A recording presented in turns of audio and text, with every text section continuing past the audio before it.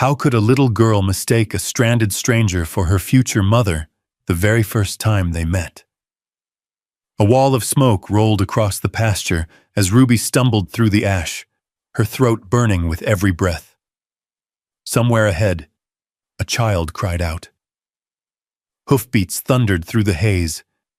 Then a small figure burst from the smoke and threw both arms around her waist. The girl was shaking so hard she could barely speak. When the words finally came, everyone nearby fell silent, and Ruby realized she had stepped into a story she didn't understand yet. If you're watching, tell me, what would you have done in Ruby's place? The stagecoach lurched so hard that Ruby Walker grabbed the edge of the seat and held her breath. One wheel had dropped into a deep rut hidden beneath the dry Wyoming road. For a moment, the coach leaned at an angle that made every passenger believe it might roll. Then it slammed back onto all four wheels. A nervous laugh escaped someone near the rear. Ruby said nothing.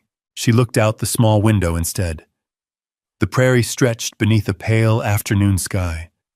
Grass rolled across the land like waves. Far beyond it stood the dark outline of the Wind River Mountains. 3 days ago, she had left Topeka, Kansas. 3 days ago, she had locked the door of a schoolhouse she would never enter again.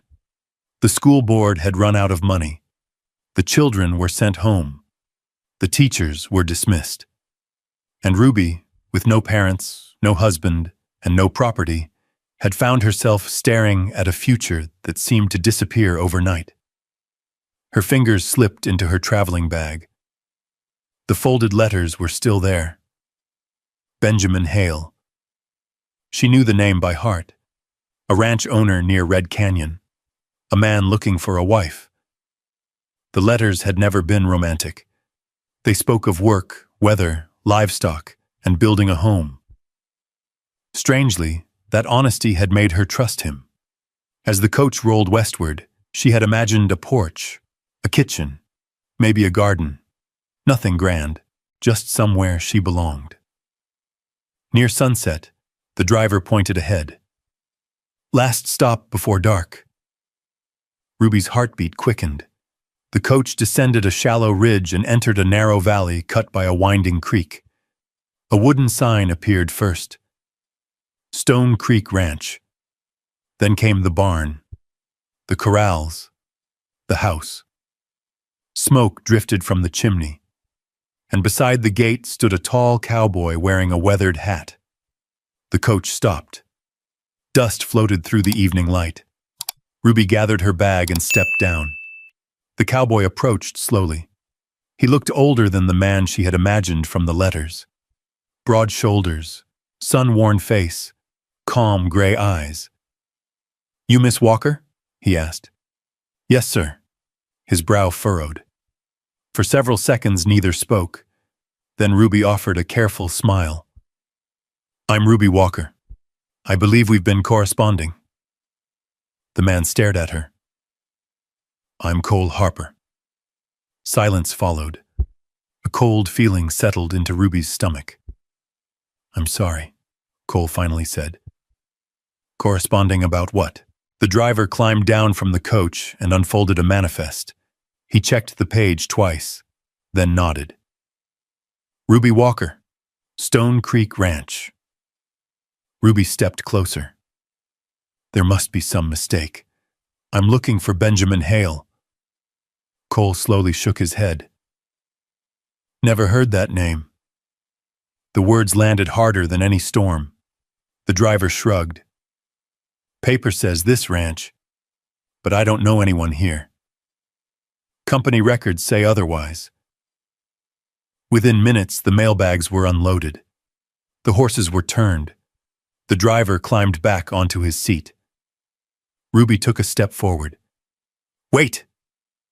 But the coach was already moving. The wheels rolled away. The sound faded down the valley. And suddenly she was standing alone with her carpetbag in one hand and only a few dollars left in her purse.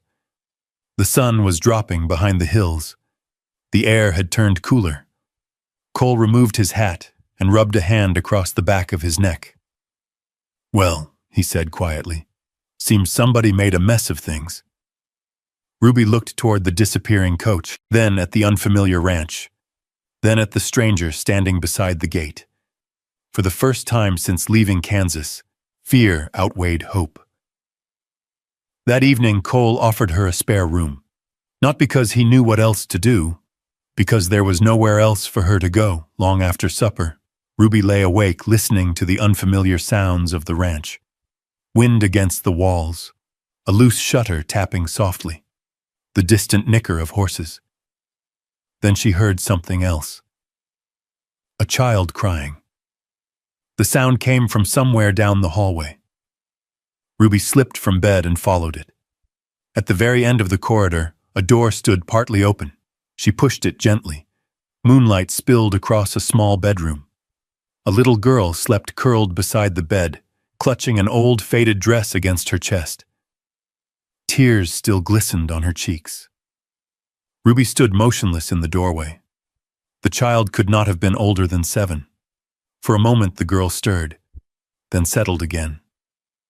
Downstairs, a floorboard creaked. Cole's voice came quietly from the darkness behind her. "That's my daughter." Ruby turned. She was crying. Cole nodded. Some nights she still misses her mother. Ruby looked back toward the sleeping child. The little girl tightened her grip on the old dress, even in her sleep. And for reasons she could not explain, Ruby suddenly felt less alone than she had all day. Her journey had brought her to the wrong ranch. But as she stood there in the moonlit hallway of Stone Creek Ranch, staring at the child she had just met, she could not shake the feeling that her story was only beginning. The next morning, Ruby woke before sunrise. For a moment she forgot where she was. Then she saw the unfamiliar pine walls, the small washstand, and her carpetbag resting beside the door. Outside, a rooster crowed. A few seconds later came the distant sound of a ranch gate opening. She dressed quickly and stepped into the kitchen. Cole was already there. A coffee pot sat over the stove. Bacon sizzled in a cast-iron skillet. Through the window, she could see him moving between the stove and table with the practiced efficiency of a man who had been doing everything alone for too long. "Morning," he said. "Morning." He poured coffee into a chipped white mug and slid it across the table. Ruby wrapped both hands around it. The warmth felt good. The silence felt heavier. Finally, Cole spoke. "I'm sending a rider to Cedar Bluff this morning." Ruby looked up. "To ask about Benjamin Hale." She nodded. "Thank you." He tipped his head once and looked down at his plate. Neither said much after that. Some people talked when they were uncomfortable. Cole seemed to do the opposite. A few minutes later, small footsteps appeared in the hallway. Maisie entered wearing a faded blue dress and one crooked braid. She stopped when she saw Ruby. For a second, Ruby thought the girl might turn around and leave. Instead, Maisie climbed into her chair. "Morning, Papa." "Morning, Little Bean." The girl glanced at Ruby, then at the biscuits, then back at Ruby. "Do you know how to braid hair?" Ruby nearly laughed. "I suppose I do." Maisie touched the crooked braid hanging over her shoulder. "Papa's always comes loose." Cole rubbed the back of his neck. Ruby noticed the hint of embarrassment on his face. It was the first time she had seen anything other than calm reserve. After breakfast, Cole saddled his horse and left for the north pasture. Before leaving, he paused near the porch. "You don't have to do anything around here." Ruby looked at the laundry basket sitting beside the kitchen wall. Half full, maybe more. "I know." He looked like he wanted to say something else, then thought better of it. The horse carried him away across the morning grass. Within an hour, Ruby found herself rolling up her sleeves. Not because anyone had asked. Because she couldn't sit still while work waited. The kitchen shelves needed organizing. Several shirts needed mending. Dust sat thick along the window frames. By noon, sunlight filled the room. The house looked different already, not transformed, just cared for. The way a place looked when someone noticed the little things. Everywhere Ruby went, Maisie followed. The girl carried clothespins while Ruby hung laundry. She held thread while Ruby repaired a torn shirt.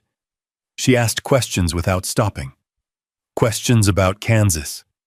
Questions about trains. Questions about books. Questions about everything. By late afternoon, they found themselves in the barn. Ruby had been looking for a missing bucket. Maisie disappeared behind a stack of hay bales.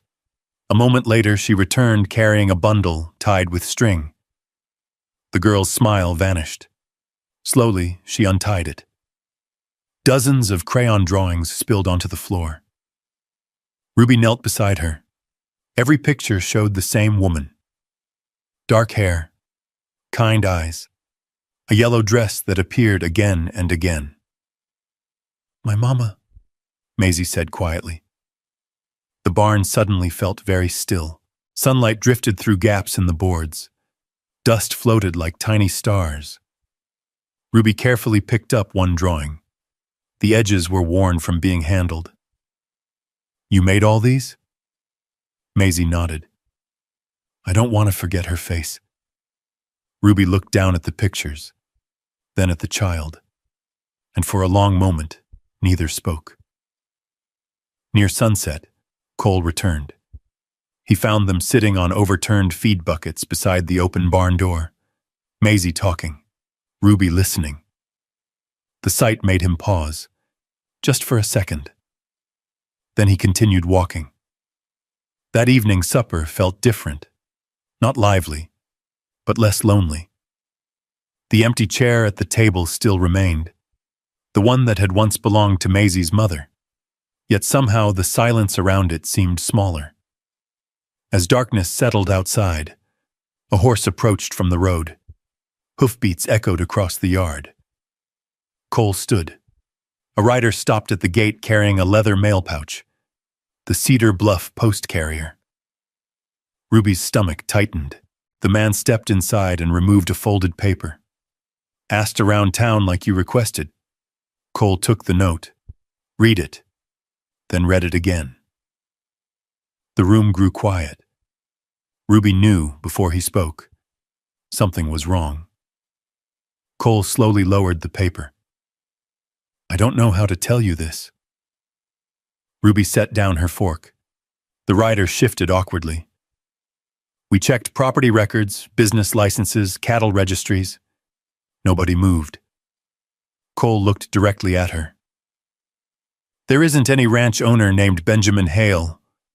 The words landed harder than the stagecoach wheel hitting that Wyoming rut. Ruby felt the room tilt. "There has to be." Her voice barely came out. "I have letters." Nobody answered. Outside, the wind moved through the cottonwoods. Inside, the fire popped softly. The rider removed his hat. "Ma'am, nobody in Cedar Bluff has ever heard that name." Ruby stared at the folded letters resting beside her travel bag near the wall. Letters she had trusted. Letters she had carried across half the country. For the first time since arriving at Stone Creek Ranch, she allowed herself to wonder if the future she had crossed the plains to find had never existed at all. The next few days passed quietly. Too quietly. Ruby folded the letters and placed them back inside her bag, but she found herself thinking about them whenever her hands were still, while washing dishes, while sweeping the porch, while staring out across the creek beyond the cottonwoods. Each time she arrived at the same question. Who had written them, and why?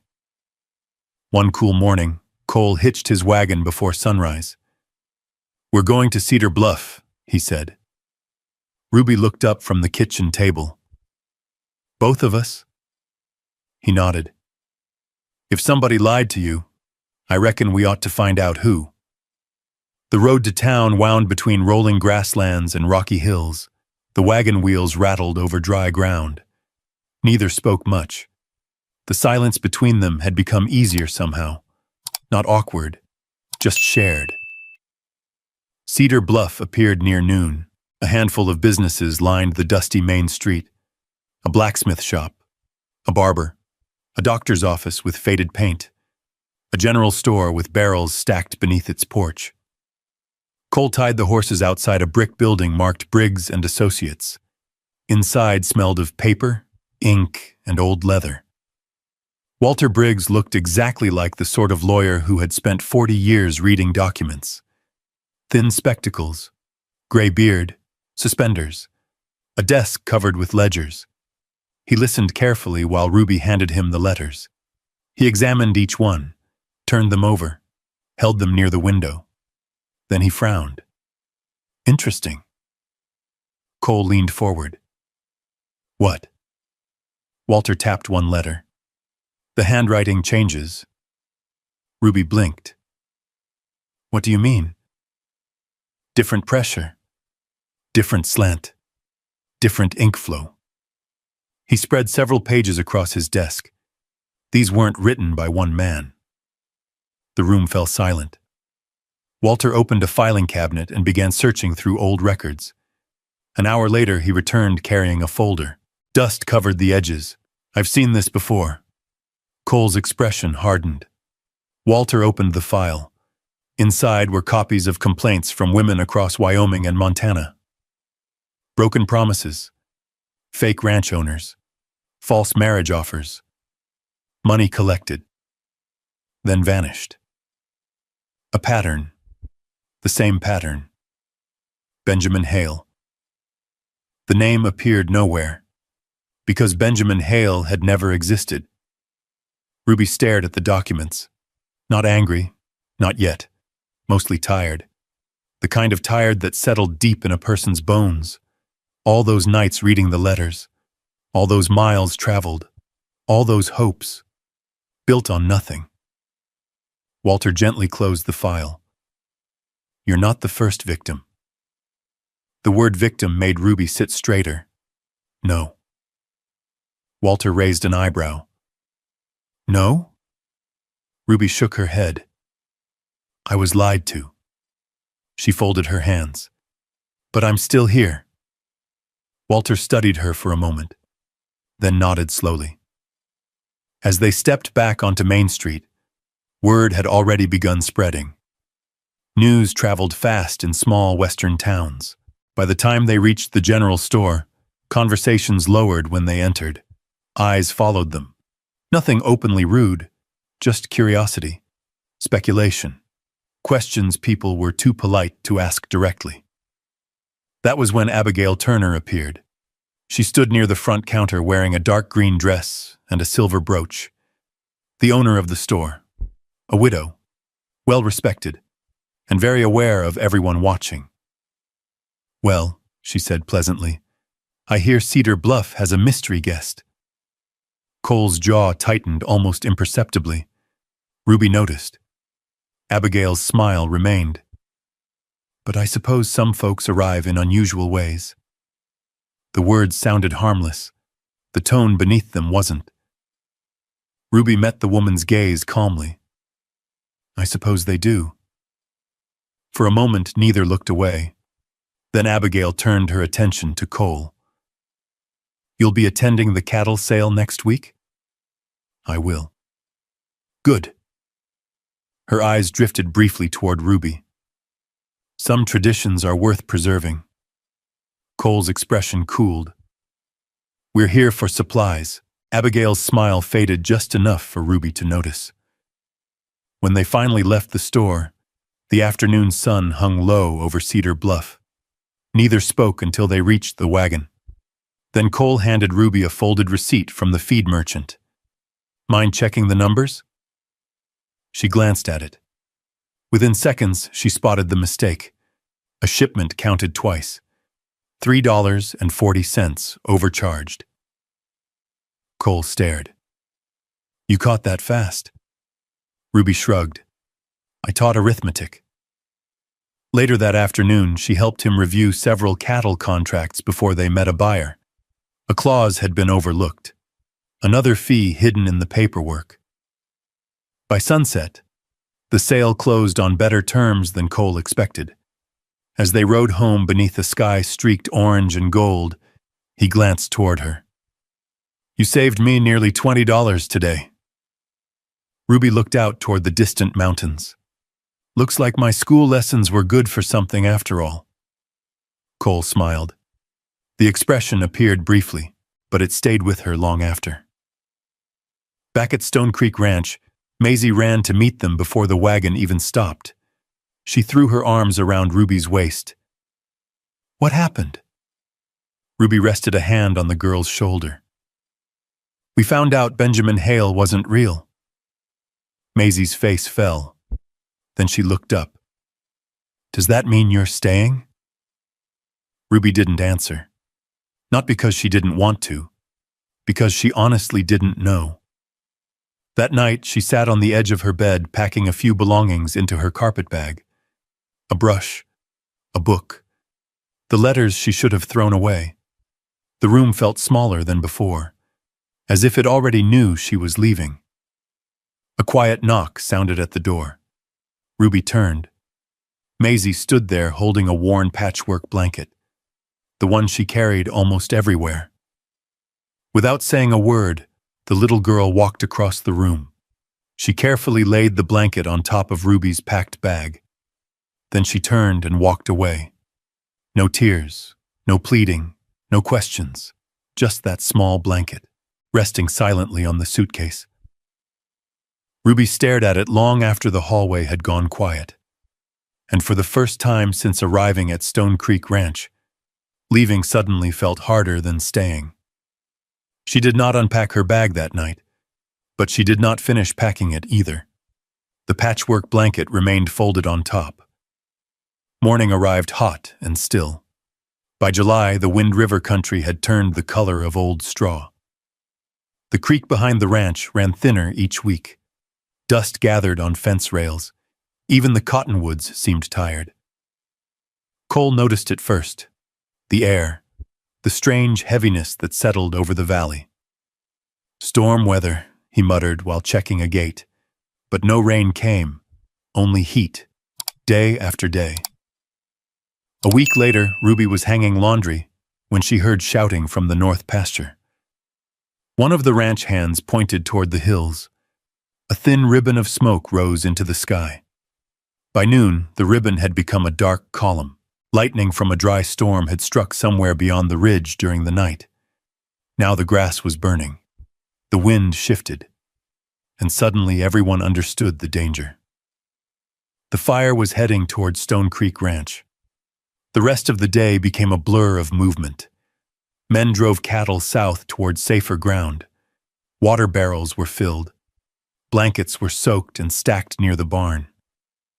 Ash drifted through the air like gray snow.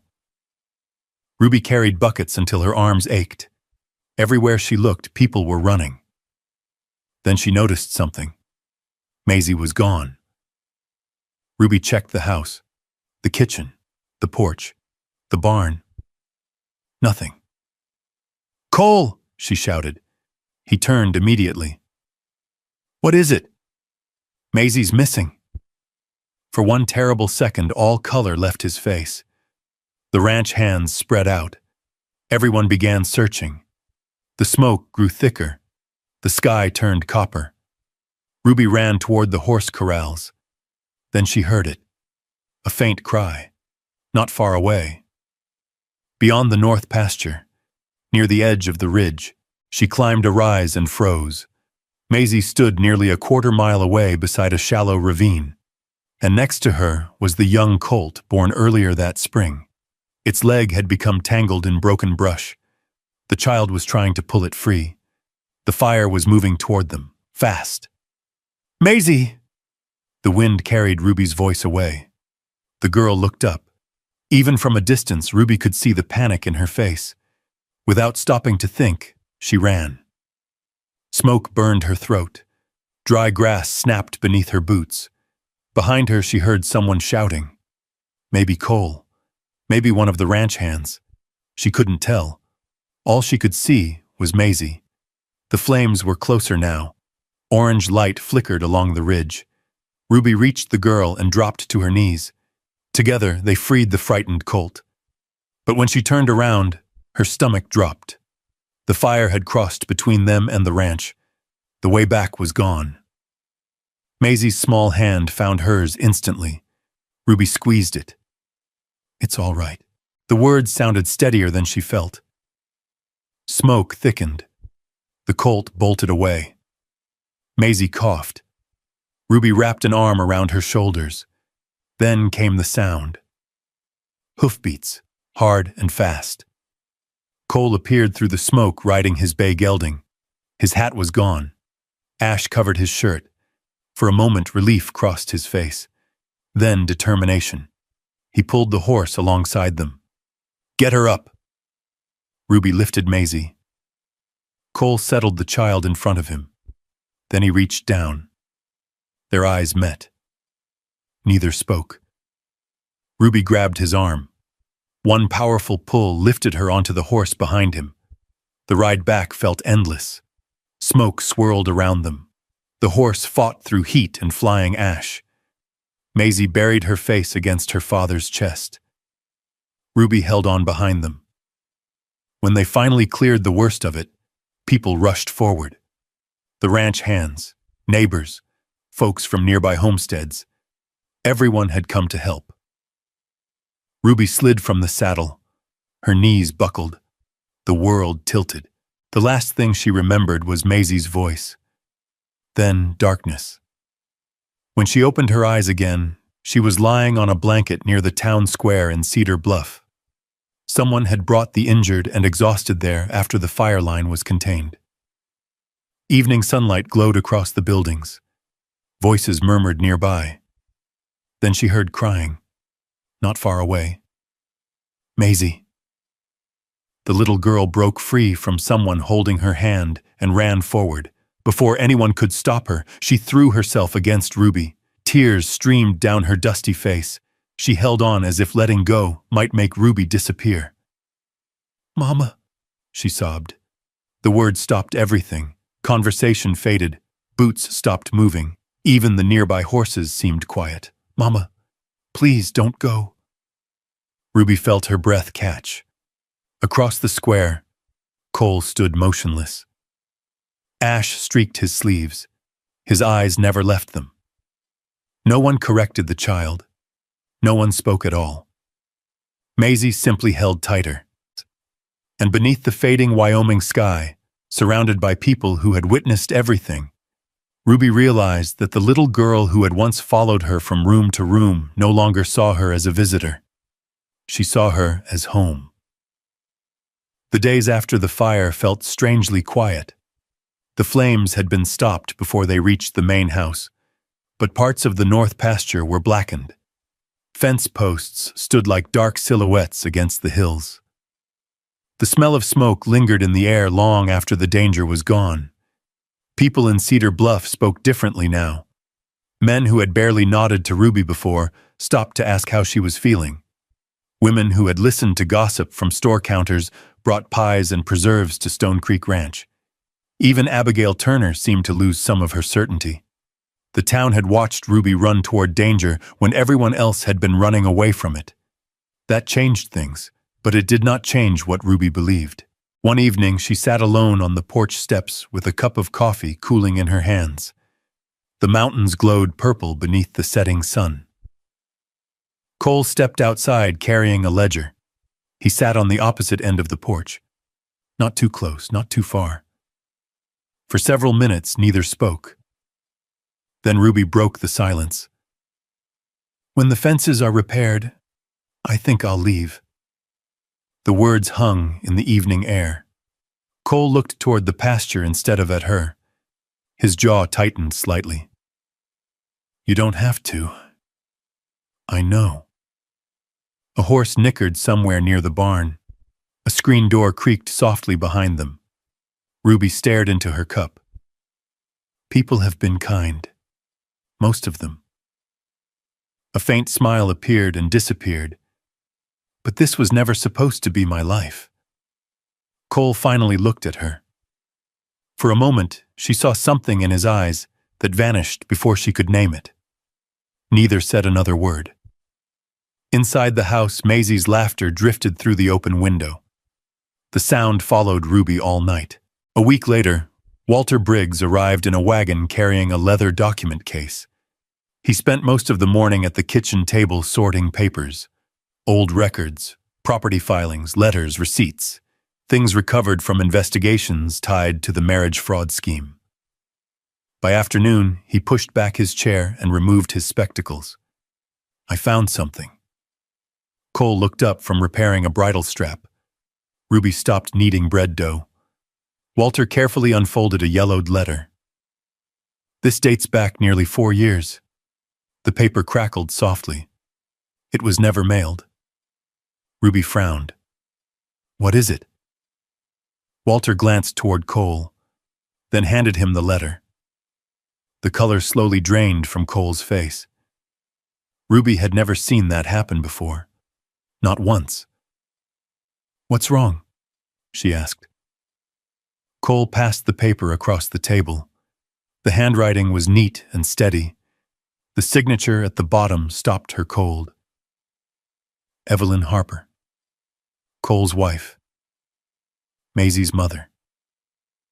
Ruby read the letter slowly, then read it again. Evelyn had written to a friend in Kansas while her illness worsened. The words were simple. If anything happened to her, she hoped someone kind would one day find their way into Cole's life. Someone who would help raise Maisie. Someone who would not let the house grow lonely. The letter had never been sent. Somehow, years later, pieces of information connected to it had been stolen and used by the fraud ring. Walter shook his head. The men running the scheme likely found references connected to the family and built their lies from there.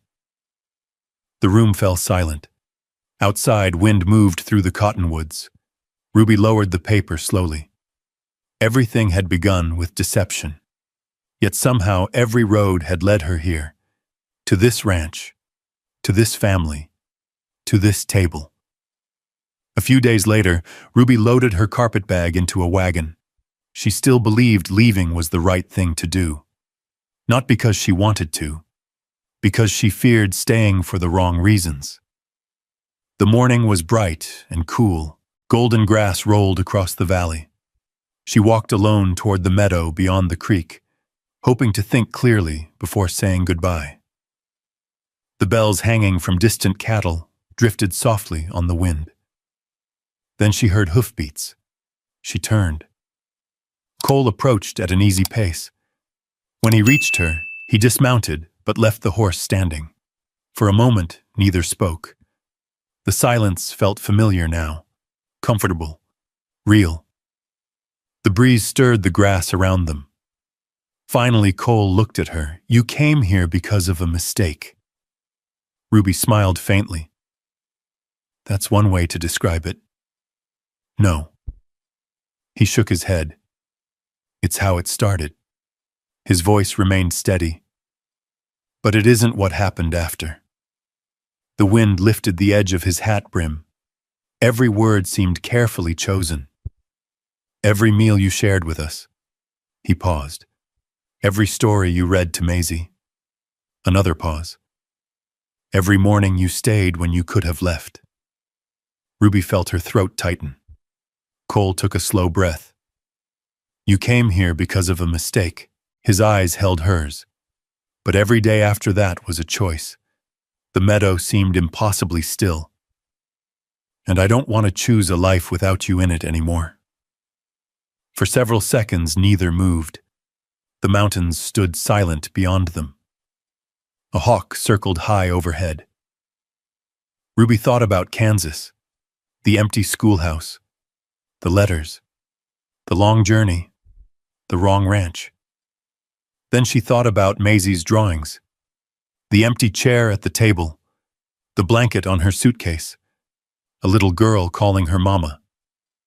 And suddenly the answer felt simple. She smiled through tears she had not realized were there.